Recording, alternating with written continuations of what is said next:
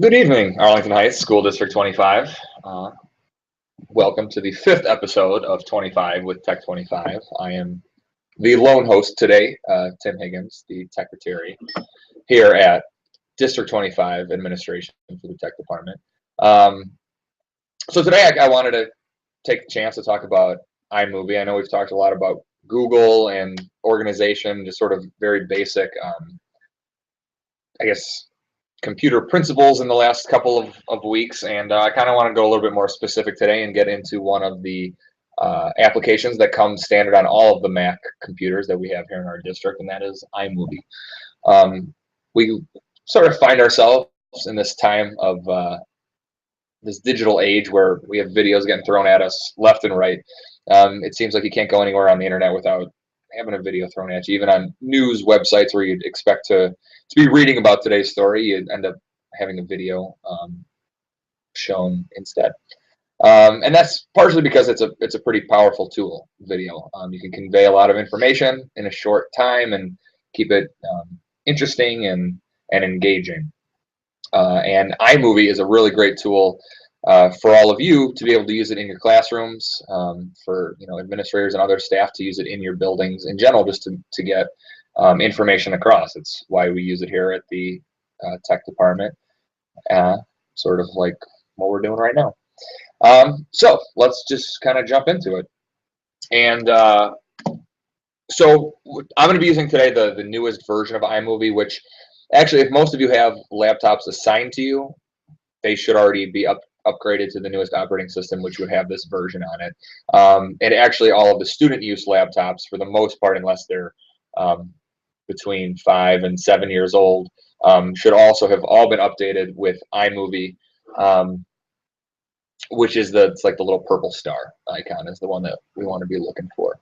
If you have, if you're kind of working along with what I'm talking about today, and you seem to have one that's the black star with the yellow, or some older version of iMovie, there are a lot of similarities. The layout's just slightly different, so it might not be quite exactly the same as what I'm kind of walking you through here today. Oh, hey, this is Chris Fano. How's it going? Just dropping in, checking out some iMovie. He not a fan of iMovie, but I think it's because he doesn't know how to use it. That's true. That's what I want to see today. Sometimes I get confused with the way it's laid out, but this is what I want to see, is how I can take all those great videos, be able to share them with everybody else instead of just on my phone. So he's graciously giving up his role as host today because he's going to be sitting behind his computer and learning just like the rest of you. Well, thank you very much. I really appreciate your help. Yeah, of course. Absolutely. As always.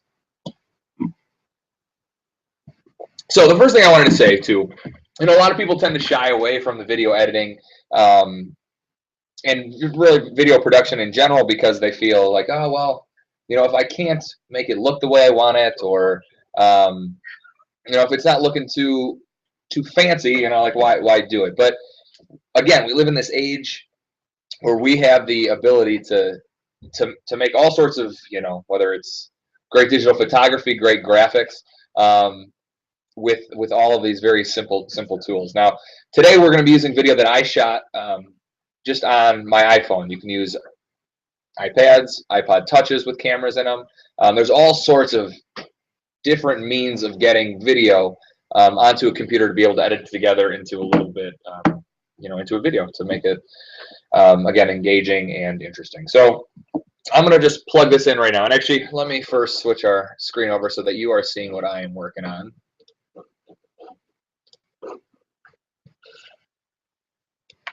And the first thing I'm going to do is plug my phone in via the USB port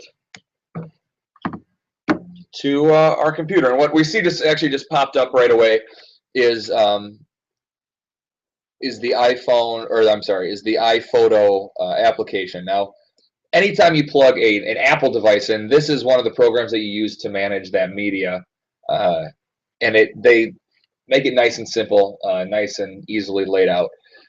What we're looking at here, and it's going to look a little bit different because I already imported some of my material here, but what we would see is on this screen under devices here, we'd see it the iPhone. I click on that, and what it'll show us is a whole grouping of all of the media that I have on my phone, things that I can import into onto the computer so that I can manipulate it from there. And so we see that here I have a whole bunch of pictures that I took from the Thomas ski trip that I chaperoned last Friday. That stuff we definitely don't want. So what I can do is actually I can click on each of these two little clips of Bubbles, our Tecker turtle, is the video that I shot just a few moments ago. And if I hold the command key, I can click on multiple different clips. Now, if I actually did want to bring in one of these pictures as well, I can hold that command key and click on just the media that I would like to import at this time. If I wanted everything, I can click on that first little thumbnail of the ski trip picture, hold the shift key, and then click on the last, and it selects everything in between. This is a nice tool, or a nice little, I guess, trick that works in all sorts of aspects of the Apple computers.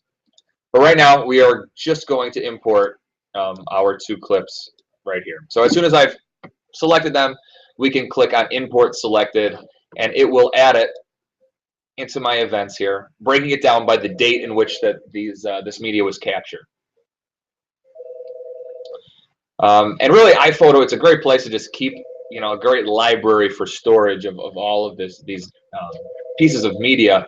So I would typically just sort of keep it here, especially in the case of pictures.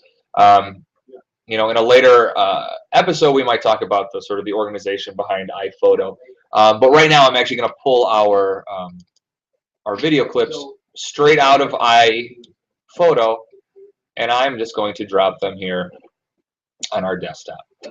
Okay, so we are done with iPhoto now that we've exited the information that we would like.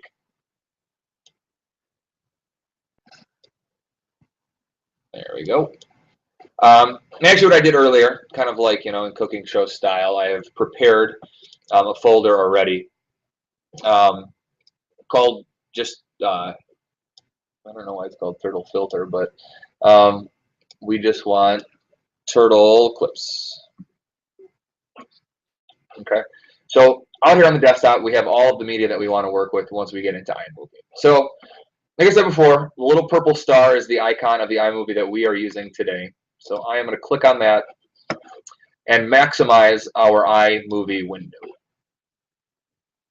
Let's stretch this out so we maximize our screen space here. And so this is it. This is our iMovie window. And this is what we're going to be working in today. Now I want to start with, pretty much the best place to start, which is creating our project and creating our event. Now in iMovie, unlike most programs where you just open one document, iMovie it organizes things a little bit differently, and it's really to conserve space.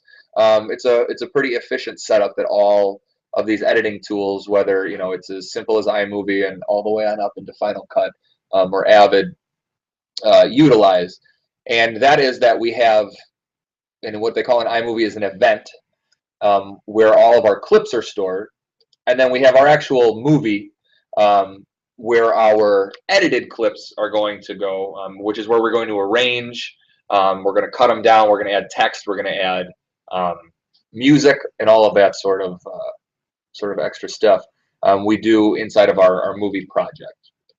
So first, we're going to start by creating a new event. So we're going to go File, New Event, and we see down here it automatically names it whatever today's date is. And iMovie automatically, the first time you open it, just has an event created. So I opened it for the first time on this computer today. And so that's why we have the 1/21/15/1. We're going to rename this to Turtle Video. We see that it's placed it inside of the 2015 folder. And that's just another way that iMovie tries to keep you as organized as possible. As time goes on and you're editing all sorts of videos, it really starts to help that it's broken down into this file structure, which you can actually create.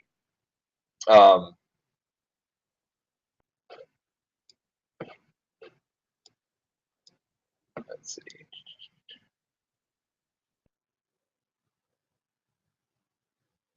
well, maybe you can't. I was going to say that we could, in the older version, we were able to create a new folder to be able to kind of break it down further, but it's not looking like this new one lets me, so apologies for that. So anyways, we have our turtle video, and the next thing we want to do is file and create a new movie. Another neat thing in iMovie, if you're looking to get a kind of quick little video, they also offer this option called trailers, where it actually gives you basically a video template where all of the graphics are already pre-chosen for you to kind of give it a little bit more of a professional look, and it has you just input certain length clips that'll fit into your trailer, and it does a little sort of movie magic. It adds the transitions itself. It adds I think you even have the option to just have it add music, and it creates a nice little polished trailer length video that you can use.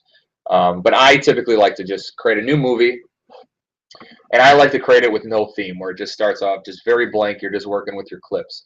As we can see here, like all other Apple things, you can, they have some pre-created, what they call themes, that have some little animations and some graphics that, again, sort of liven it up or give you the feel that you're looking for. They have a few different news reporting graphics, so it looks like you're putting on a newscast. Some different, photo albums for long slideshows, sports for maybe different sports, sports like reels and things like that, highlight reels. But again, we're going to just start with no theme, and we are going to create. Now, to ask what we want to call our movie, and we again are going to just call this one Turtle Video. And we are going to reference the Turtle Video event that we just created. So now it's going to open it up automatically. We're right into that event where we are going to shortly be importing our media. So let's hit OK. And then we see a little bit of change happens here. And we now see that this is our event window up top, giving us the little download arrow for importing media, which we're going to do in just a moment. And then down below is our project window, where we are going to choose our little clips, arrange them, and then start adding some different effects and transitions to them to polish it up a little bit. So we are going to click on Import Media. And if you recall from before, I left out on our desktop our Turtle Clips folder.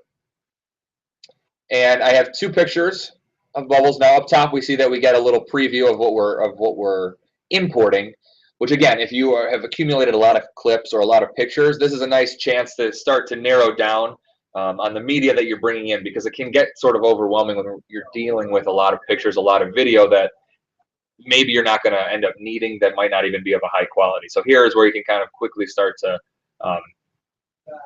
separate out the unwanted from the wanted. Similarly, we can also click on our video clips, and if we click up here, it actually lets us preview exactly what the video clip is. And so we want all four of these files. So I'm going to click on our first file down at the bottom, or rather our last. Hold the Shift key and click on the first. Highlights everything.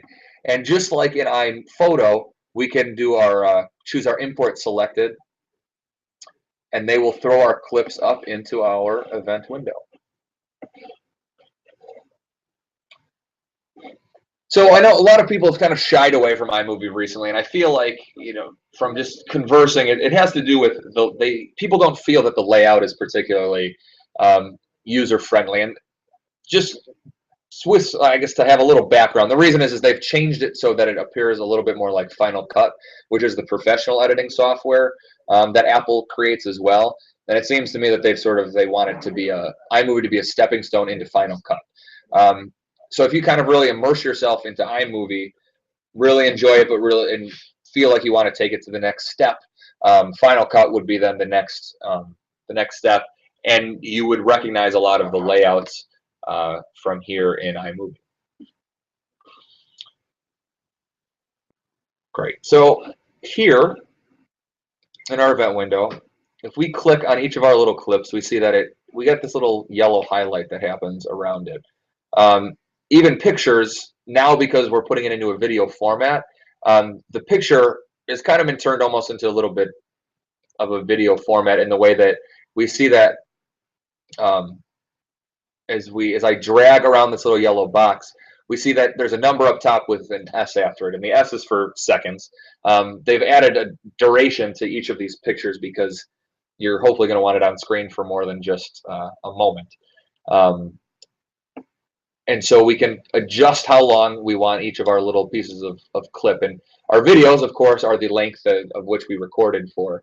And you can do the same sort of thing. If you double click it, you get that yellow box around it. And we can select. Now we see over on the right-hand panel that our video is kind of moving along as I drag this. Now it's showing us the beginning frame of our video of exactly where we're going to start. If I let go of that little yellow box, whatever is on the screen on the right is what we're going to start with when we drag it down. Similarly, we can drag it from the other side, and we can bring it down, and we see our seconds drop in. And we want, let's say a 7-second clip here of our little close-up of Bubbles, the detector turtle. And we see now this 7 seconds out of our 34.8-second clip has been selected, and I want to now add it down into my project. And we can easily just click and drag it, and we see that it drops down, and we get a thumbnail representation here of what we want, what our clip in our project is going to look like. Now to get a feel for our video a little bit, one little trick too. So this yellow line that's around here is called the playhead. It's the point in which it moves along the clip, and whatever the playhead is over is what we're actually viewing on our screen. And so if I place it at the beginning, and if I tap the space bar, we see that it moves along and plays in real time what our video is displaying. So it's Bubbles in her tank, kind of just swimming around there. And so this really is sort of our basic editing as we take from the clips that the raw footage that we've imported, we take the clips that we want and we arrange it down below in a more kind of cohesive project. We can also, similarly to how we just previewed our video down below, if we place that there's a red playhead up in the event window. Also, if we're hovering our cursor over that section, we hit the space bar, we can actually preview it there and see if what we are about to add to our video is something that we would like to add.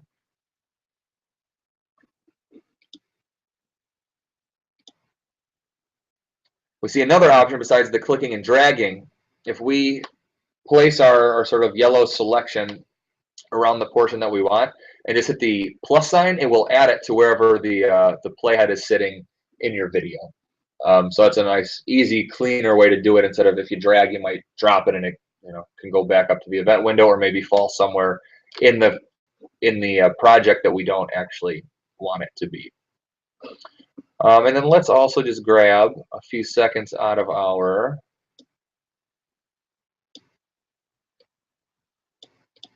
Bubbles close-up photo here.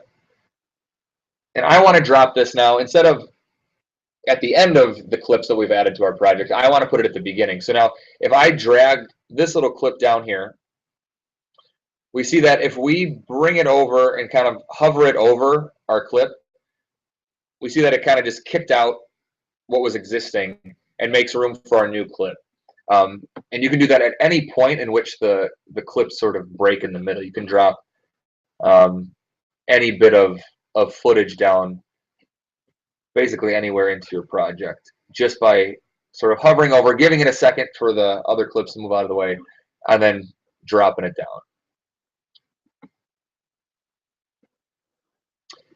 So basically what we've just seen is very basically video editing. It's taking raw clips, pulling out the keeper portions of that footage, and then arranging it into a project with other clips similar or that illustrate whatever point you're trying to make. And so at this point, we can start to dress it up a little bit. We see that over here in our lower left-hand corner, we have a whole little section called Content Library. And this gives us all sorts of different options to give it a little bit more of that professional touch, or to communicate other information that we want. Transitions always kind of liven up a video. You can see if I just kind of play our video so far, we see that as soon as it hits the next clip, it just makes what's called a jump cut, and it just switches to whatever the next clip is. A lot of times that ends up being jarring to people. It has its purposes, but to kind of clean it up a little bit, we can grab one of these transitions here and make a nice smooth transition from clip to clip. My favorite transitions are really the cross dissolve or the cross blur. Those are the most widely used, and they're seen as, I suppose, the least tacky of them all. We have, all sorts of other fun little transitions that if we click on them, we get a little bit of and hit the space bar, we get a little preview of what it would look like with some just stock footage. And they all have their purpose. But again, I mostly use the first four: cross dissolve, cross blur, fade to black, fade to white. I would suggest anybody who's playing around in iMovie, try out any of these just to sort of see how they work, so that you know what tools you have to choose from when you're putting your video together. I'm going to delete this transition out and just go through it one more time. If I click on our cross dissolve, just like dropping a clip into our project, we click, we drag it down, and we see that it lights up blue in between those two clips, which is the place where our transition will fall. And if I set my playhead back just a couple seconds and hit play, we see that it gives us a nice little cross blur and eases that transition from one clip to another. If I double click on that little transition, it gives us a little bit of a setting window where we can actually change the length or the duration, as they word it, of that transition. So if 1 second seems kind of a little bit quick, we can change it to 4 seconds. We can apply. We also notice that there's that apply to all button, where if we have transitions between every clip, we can uniformly make them all whatever length we would like. And so if we give that another play, we see that now being a 4-second transition, it's a nice long, slow transition from one clip to the next. Another nice tool for kind of dressing it up a little bit is our titles option. And again, very similar to everything else, we get all the different examples of titles that we can use up here in our sort of little event, title event menu. And similar to the transitions, if you click on each of these, you get a little example of what the text layout will be. And if there's an animation, what happens. So if you hit the little space bar, you can see what the text will do while it's in the frame. And so we're going to do the little sort of reveal hide. And again, just simply drag it into your project. Now, the one different thing that'll happen here is, instead of filling in where, the little thumbnail of a picture where the clips are, we're now starting to layer our media, and we see that our title falls in here as a purple bar across the top that's layered on top of whatever the clip is below. And we can see that it's actually a transparent background. We actually see the title on top of the picture that we have there. And if I click on this, we see that up top we sort of convert our view window into basically a simple Word document, and it gives us the option to delete the text out of there and type in whatever we would like.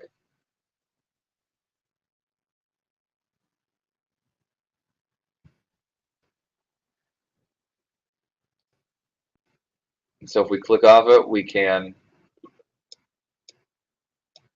give it a little example play, see how it looks. Now, I don't necessarily want it to go all the way to the end of the clip, but I want it to start a little bit after our video starts. So I will put my cursor on one end of our little title bar. We see that the arrows pop up, and I can actually squeeze it down to fit sort of a little bit more in the middle of our clip.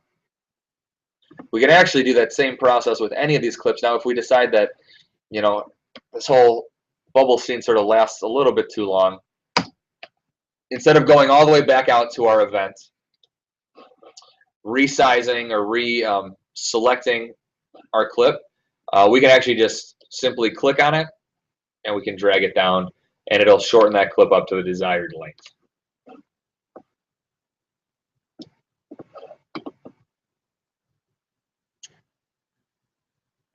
So down below, one last little thing I want to point out is music. So anything that we have downloaded in iTunes, in my case on our example computer we don't have any music, but we would be seeing here a list that would match our iTunes library. And just like our title, you just click on the song you'd like, you drag it into the project, and instead of a purple bar, it shows up as a green bar down below. And you can add any desired music to your clip.